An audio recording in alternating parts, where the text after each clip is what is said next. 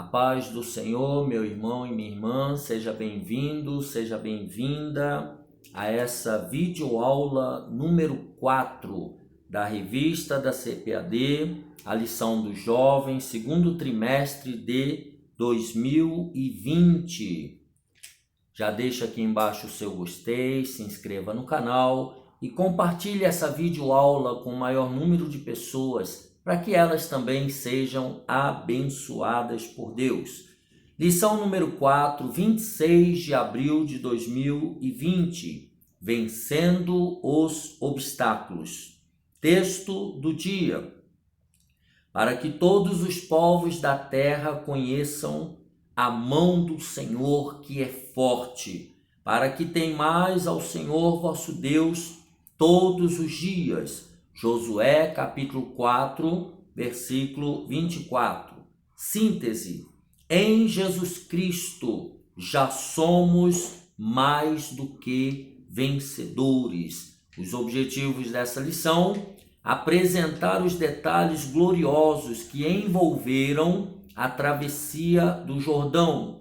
Segundo objetivo, mostrar como Deus promoveu a superação de um obstáculo natural aparentemente intransponível. E terceiro objetivo, compreender a necessidade de celebração das bênçãos recebidas por intermédio do levantamento de memoriais. O texto bíblico se encontra em Josué, capítulo 3, do versículo 5 ao 6, do versículo 14 ao versículo 17.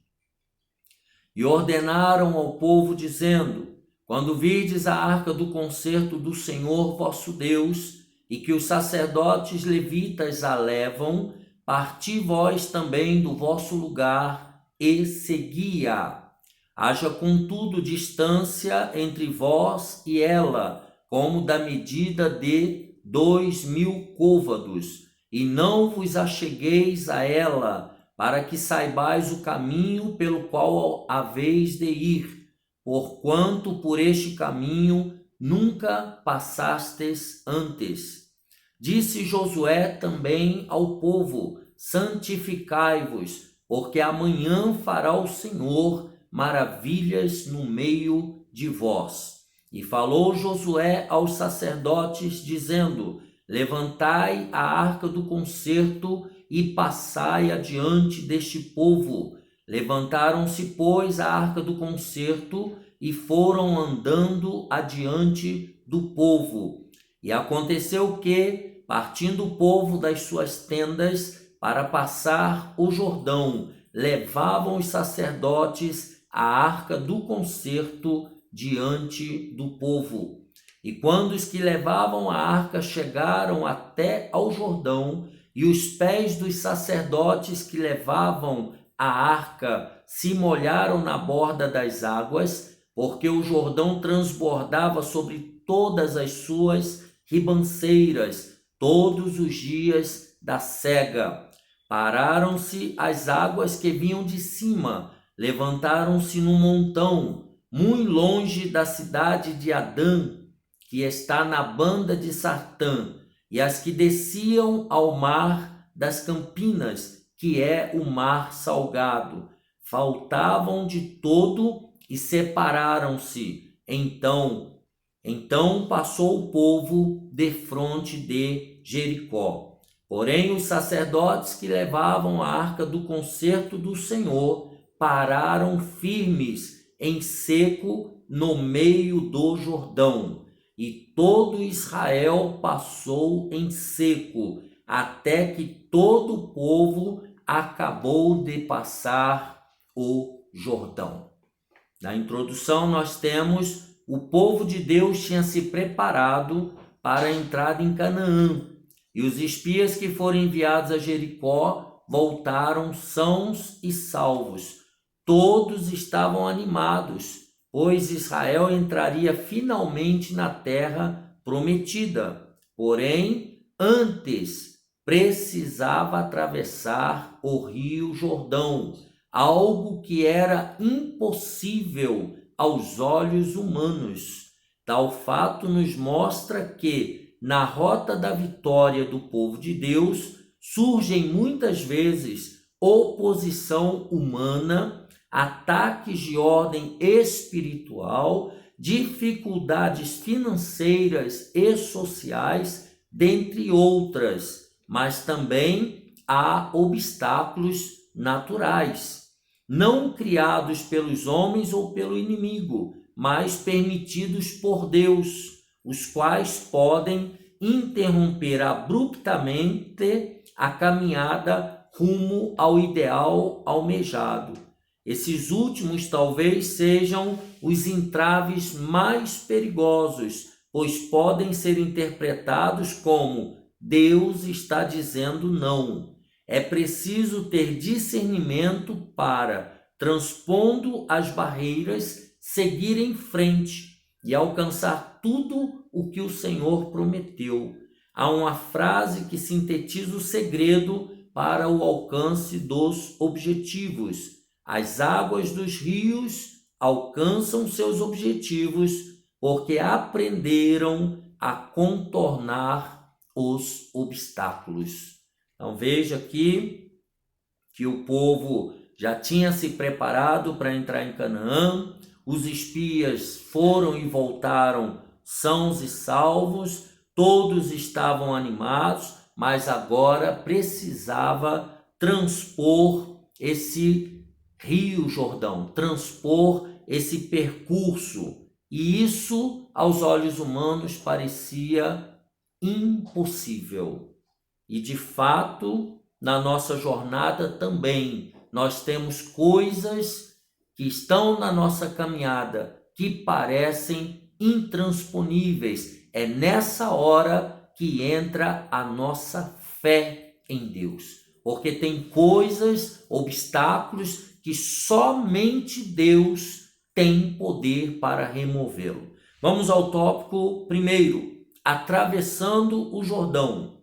Subtópico 1, um dia marcante para o povo.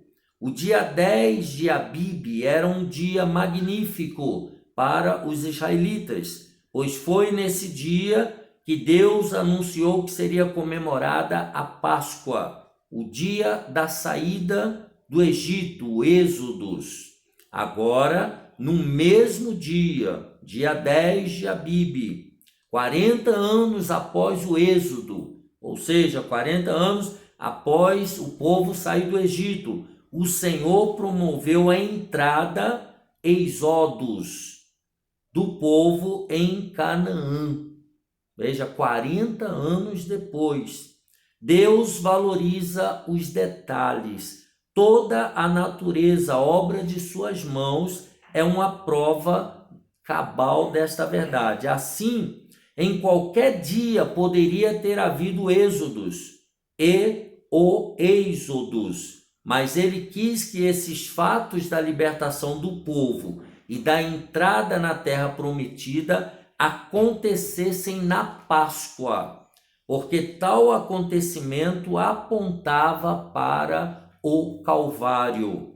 O Cordeiro de Deus que tira o pecado do mundo, durante a Páscoa, séculos depois, seria imolado. Outro detalhe interessante é que Deus criou as circunstâncias políticas no mundo para que a vinda do seu Filho unigênito fosse o marco para o estabelecimento de um novo calendário, dividido em antes de Cristo e depois de Cristo, fazendo relembrar o episódio de Êxodo, capítulo 12, do versículo 1 ao 3. O Altíssimo achou por bem que toda a humanidade, nas gerações seguintes, se lembrasse de que um dia Deus se fez homem, morreu numa cruz na Páscoa e mudou a história da humanidade para sempre. Então veja que esse subtópico 1, um dia marcante para o povo, porque era o mesmo dia que Moisés tirou o povo do Egito para ir para o deserto, para ir a caminho da terra de Canaã, a terra prometida. E foi no mesmo dia que Josué levou o povo, o dia 10 de Abibe, levou o povo a entrar em Canaã. E apontava também para a vinda de Jesus Cristo, que morreria e que dividiria a história da humanidade em antes de Cristo e depois de Cristo. Veja que coisa mais linda, né? Deus se preocupando com os mínimos detalhes, para que todos saibam que Ele está no controle de todas as coisas. Subtópico número 2. A arca do concerto aponta para o caminho a seguir. Durante 40 anos, Deus guiou o seu povo por intermédio de uma nuvem ou coluna de fogo. Durante o dia, a nuvem, à noite, a coluna de fogo. Agora, porém, os hebreus seriam guiados pela arca do concerto, que era levada pelos sacerdotes levitas. Josué, capítulo 3, versículo 3. Mas somente em 3 oportunidades ela foi conduzida pelos sacerdotes. Neste episódio, aqui na travessia do Rio Jordão, ao circundarem Jericó, quando eles foram fazer todo aquele trabalho, e quando a levaram para o interior do templo de Salomão. Só nessas 3 ocasiões, a arca do concerto foi conduzida pelos sacerdotes. Outro aspecto interessante é que a arca sempre seguia no meio do acampamento, mas agora ela estaria na frente, a quase 1 quilômetro de distância. Tal mudança tinha a ver com as novas circunstâncias. Os hebreus não seriam mais peregrinos, teriam sua terra, habitariam não mais em tendas, porém em casas. A arca, que representava a presença de Deus, deveria guiar daqui para frente suas mentes e corações. Então, a simbologia da arca, a presença de Deus deveria estar agora diante do povo e não mais no meio. Vamos ao subtópico número 3. A providência mais importante para a conquista da terra prometida. De todas as ordens que Josué passou ao povo, a mais significativa foi: santificai-vos, porque amanhã fará o Senhor maravilhas no meio de vós. Josué 3 e 5. Ele deixou claro que não seria possível apresentar-se à peleja sem as vestes da santidade, pois Deus é santo, santo, santo. Conforme a visão de Isaías no capítulo 6, em que os serafins clamavam uns aos outros: santo, santo, santo é o Senhor dos exércitos. Essa é uma das características que mais demonstram a essência do caráter de Deus. As Escrituras Sagradas nos exortam: sede santos, porque eu sou santo. 1 Pedro 1, verso 16. O povo de Israel, assim como a igreja, foi chamado para a santidade, que significa separação. Para que a entrada na terra prometida ocorresse, os guerreiros precisavam estar santificados. E isso hoje ainda, como igreja, a igreja precisa ser santa, precisa ser separada, precisa ser dedicada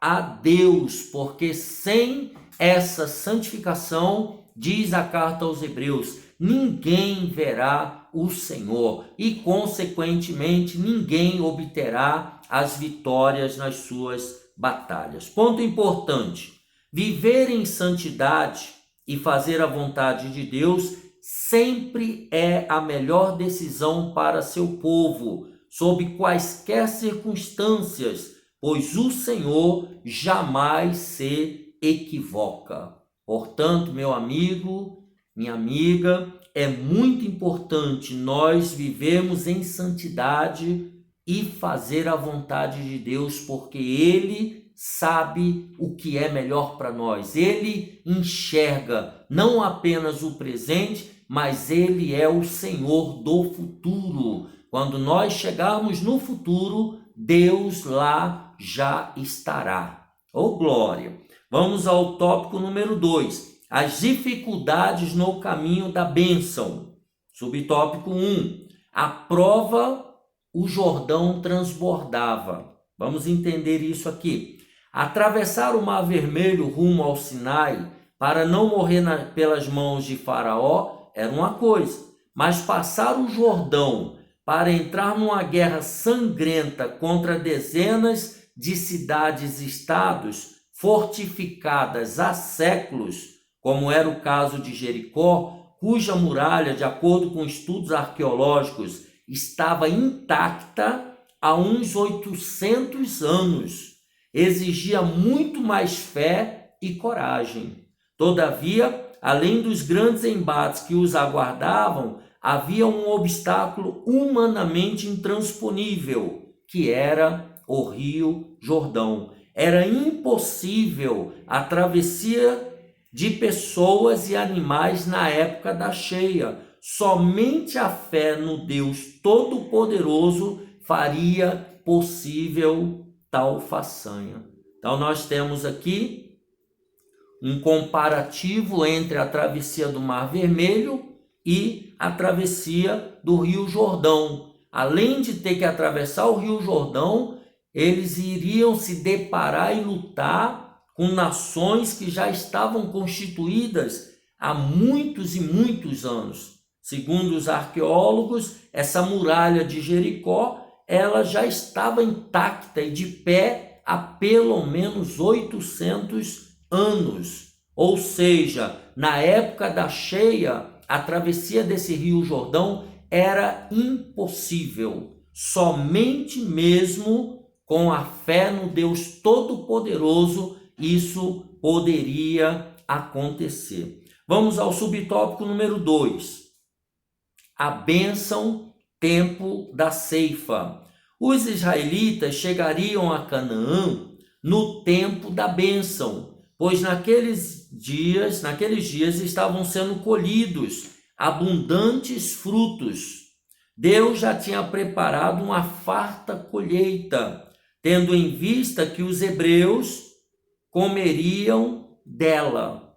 O Senhor surpreende o seu povo com frequência, pois enquanto os israelitas se preparavam para atravessar o Rio Jordão, Deus do outro lado aprontava um faustoso banquete de boas-vindas para seus filhos, certamente com os mais excelentes frutos da terra de Canaã. Está escrito que o Senhor, entre aspas, ao pecador dá trabalho, para que ele ajunte e amontoe, e dê ao bom perante a sua face. Eclesiastes 2:26. O Altíssimo, como um pai amoroso, tinha-lhes prescrito inclusive os alimentos que poderiam ou não ser ingeridos. Canaã tinha praticamente de tudo, mas o povo de Deus deveria se abster de alguns tipos de comida, pois nem tudo que apresenta um bom sabor e uma boa aparência é saudável. Então aqui continuava Deus selecionando para o povo hebreu o que podia e o que não podia. Enquanto eles estavam se preparando do lado de cá do Rio Jordão para atravessá-lo, Deus do outro lado já estava preparando uma boa colheita, uma boa refeição para os vitoriosos, né? Deus provou seu povo no deserto para que fosse digno de experimentar das finas iguarias da terra prometida. Sem dúvida, a dieta deles de agora em diante seria muito melhor do que aquela disponibilizada de graça pelos egípcios. Sabemos que há um tempo para todas as coisas. Por esse motivo, o cristão deve esperar com paciência no Senhor, conforme o Salmo 40, verso 1. O salmista dizendo: esperei com paciência no Senhor e ele ouviu o meu clamor. Subtópico número 3, o milagre da travessia do Jordão. Quando os pés dos sacerdotes que levavam a arca tocaram as águas do rio, Deus começou a realizar o milagre. Josué 3:15. Mas não como na travessia do Mar Vermelho, em que foi aberto um caminho no mar, tendo as águas se ajuntado de um lado e do outro, conforme Êxodo 15:8, fazendo-se 2 muros. O Altíssimo, neste caso, criou uma enorme represa no curso do Jordão, interrompendo o curso d'água. Quando o leito do rio ficou seco, o povo passou. Está lá em Josué 3:17. Isso faz lembrar a providência de Deus em remover obstáculos. Há situações em que ele intervém abruptamente, como no milagre do Mar Vermelho. Noutros momentos, porém, como aqui, o Senhor age com mais vagar. Então, há alguns processos de Deus que são mais rápidos. Os milagres são diferenciados, porque Deus ele é multiforme. Deus nunca age da mesma maneira 2 vezes. Senão Deus perde a sua originalidade. O nosso Deus ele é original, né? Ponto importante. O Todo-Poderoso trata seus filhos com as peculiaridades que lhes são inerentes. Ele é soberano e não segue nenhum padrão humano. Ou seja, Deus trata com cada ser humano de maneira peculiar, de acordo conforme Deus formou esse ser humano, é a maneira como ele trata com esse ser humano, especificamente dentro da sua peculiaridade. Tópico número 3, um evento para não esquecer. Subtópico 1, o memorial de Deus. Deus falou a Josué, no capítulo 4, verso 1, para que chamasse um homem de cada tribo, a fim de que tomasse uma pedra do leito do rio e erigisse um memorial em Gilgal, para que no futuro, quando os filhos dos hebreus perguntassem o que significavam aquelas pedras, ele lhes narrasse a história da travessia do Jordão para a glória de Deus. O lugar da impossibilidade na vida do crente é o lugar da vitória. Por isso Deus mandou que tomassem as pedras do meio do Jordão. Olha que coisa maravilhosa. É interessante como na vida de cada um de nós, cada cristão, Deus faz grandes milagres com livramentos extraordinários e de forma pontual. Nesses casos, devem ser erigidos memoriais, culto em ação de graças, testemunhos na igreja, dentre outros. Então, no lugar da sua derrota, é ali que Deus te dará a sua vitória. No lugar da zombaria, Deus vai te honrar. É isso que ele está falando aqui. E o que eu e você devemos fazer é que cada cristão precisa erigir memorial. Você precisa ter coisas que lembrem o que Deus fez. Você precisa realizar culto de ação de graças. É preciso você dar testemunho na igreja daquilo que Deus operou na sua vida. Eu e você precisamos cultuar ao nosso Deus pelos milagres que ele fez em nós e através de nós. É isso que esse tópico está falando. Um memorial de Deus, que foi a determinação de Josué para os hebreus. Subtópico número 2, o memorial de Josué. Josué, por seu turno, também decidiu levantar outro memorial, sendo que esse ficaria dentro do leito do rio, no local onde os sacerdotes seguravam a arca do concerto. Tempos depois, não se sabe quando, por ocasião do registro do episódio, aquelas pedras ainda resistiam à correnteza do Jordão. Veja que esse memorial aqui foi um memorial permanente dentro do leito do rio. Havia naquele lugar, na verdade, um lajedo com pedras soltas que somente Deus conhecia, pois as águas do Jordão estavam barrentas. Aqueles 2 montes de pedras testemunhavam que as 12 tribos estavam unidas e entrariam em Canaã juntas em um mesmo ideal. Aqui fala da união das tribos, as 12 tribos unidas para atravessar o Rio Jordão para a batalha contra Jericó. Então Josué colocou ali esse memorial, bem no meio, no local onde os sacerdotes estavam com a arca do concerto. E o número 3, subtópico número 3, o propósito dos memoriais. Para que esses memoriais?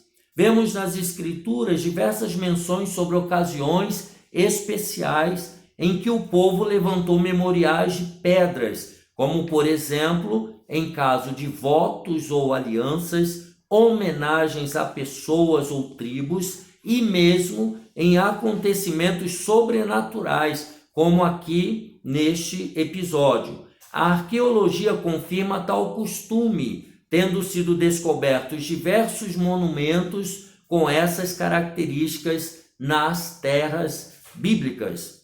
Josué explicou que as futuras gerações, por meio dos memoriais, deveriam saber o que Deus fez no passado, ou seja, eles foram erguidos para a glória de Deus, nunca para a do homem, mas sempre nos alegramos com os homens a quem Deus usa. Depois de mencionar que o Senhor, que abrira o Mar Vermelho, era o mesmo que deu passagem pelo Jordão, conforme Josué 4:23, Josué também mostra que os monumentos serviriam para que os povos da terra conhecessem a mão do Senhor. Josué 4:24. Por que não fazer uma analogia com o nosso tempo, em que estamos vivendo uma pandemia mundial do coronavírus e a Igreja de Cristo na terra está toda de joelho,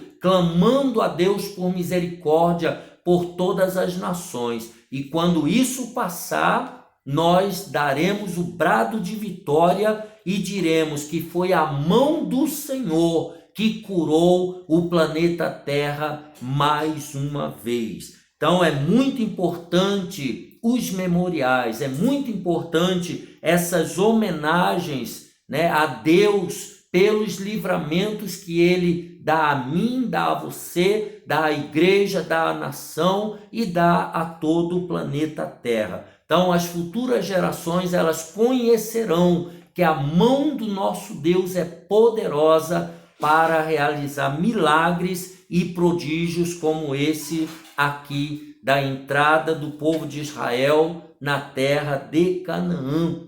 E eles vencendo os obstáculos com Deus adiante, dando vitória.